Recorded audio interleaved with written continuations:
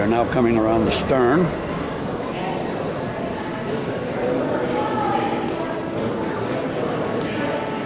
Big props, big shafts, big rudders, and one of the two stern tubes.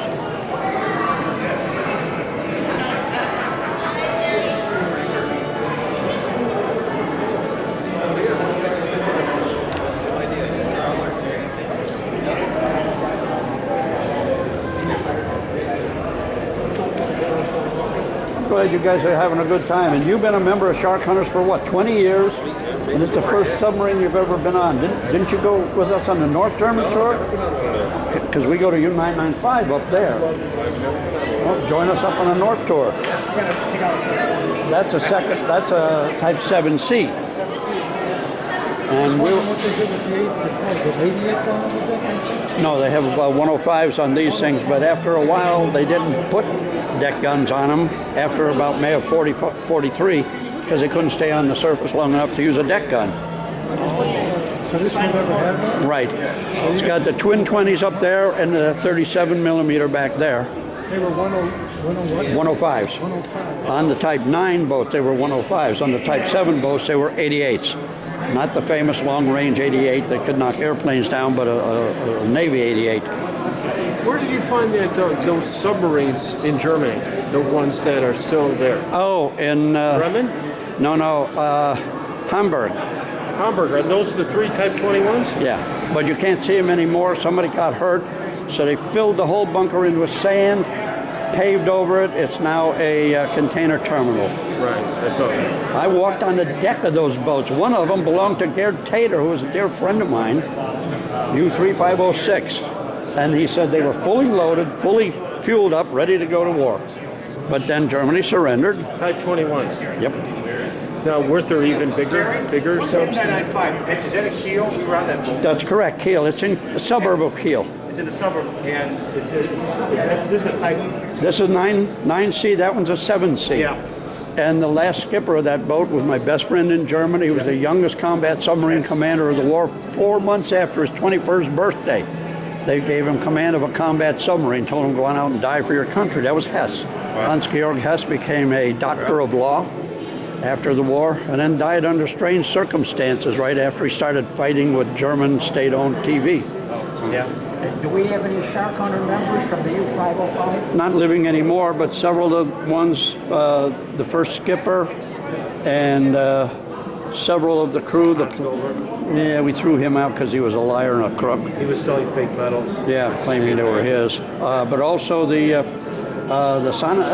Sonnestedt's mate, which is the corpsman. Right. Otto Dietz, what a great guy. He never met a bottle of whiskey he didn't like.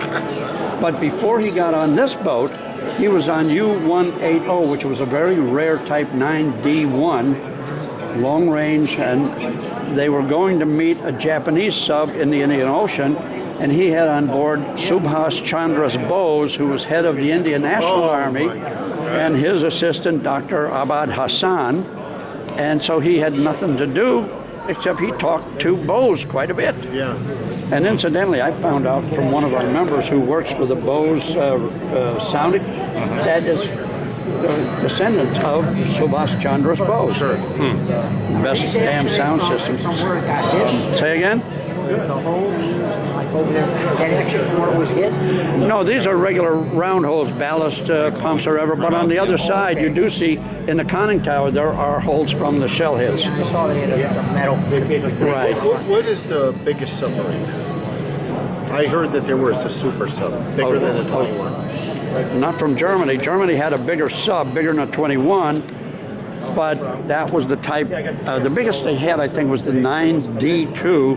Isn't that the one, what's his name, said there were 200 of them? No, the Type 21, they had a lot of those, but they never got any of them into combat. But they had a Type 9D2, 290-something feet long, but they carried enough fuel for 30,000 miles. That's 1.5 times around the Earth. And they also had the 10B, which was a huge, big mine layer, but that wasn't a super sub. I mean, they used those for cargo mostly. What was the model that William Lynn said that Oh, He geez. made 200 of them, and they almost all got scuttled. Yeah, right. The ones he called the secret Nazi, couldn't be German, it had to be Nazi, the secret Nazi Tesla-powered Oh. submarines. There was no such thing. Yeah, I know. There were, however, those powered by green cheese, if you could get it from the moon. No, this guy is a nutcase, and as you know, and some of the people know, and I brought him up on that, and then he put on his website that I'm a Nazi, and Dr. Tensar is my toady. I'm a toady Nazi. Toady Nazi. I don't know if there is such a thing, but we'll invent that.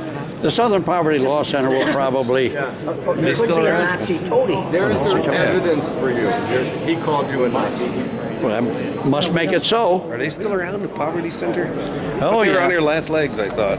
Well, I know, there'll always be somebody that's around.